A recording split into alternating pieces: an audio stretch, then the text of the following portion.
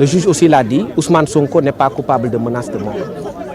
Or, ce sont là les deux infractions pour lesquelles Ousmane Sonko avait été renvoyé par le doyen des juges. Pendant 2 ans, ou un peu plus, on nous a vendu un dossier de viol.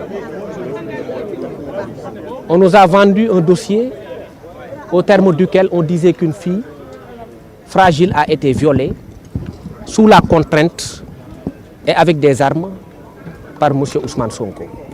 Aujourd'hui, la justice a dit que ce n'était pas vrai. Il y a eu beaucoup de pertes en vies humaines.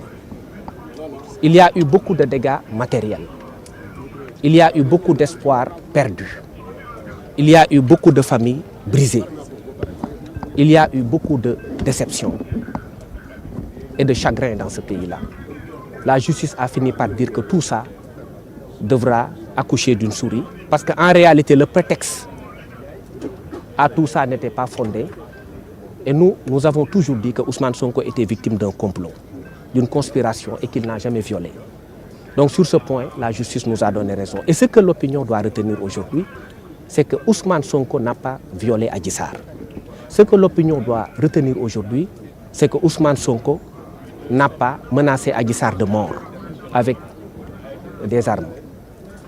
Et je pense qu'il est temps que les choses soient éclaircies, parce que c'est important.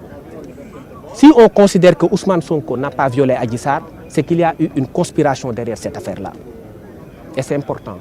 Il faut que ceux qui sont derrière cette affaire de viol rendent compte. C'est ce que nous réclamons. Vous avez l'intention d'interjeter après? Nous avions déjà déposé une plainte devant le doyen des juges pour complot, pour association de malfaiteurs. À qui? Et devant le doyen des juges.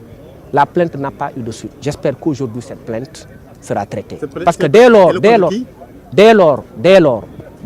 qu'on considère que Ousmane Sonko n'a pas violé Adji Sarr, il est clair qu'il y a eu conspiration dans cette affaire-là.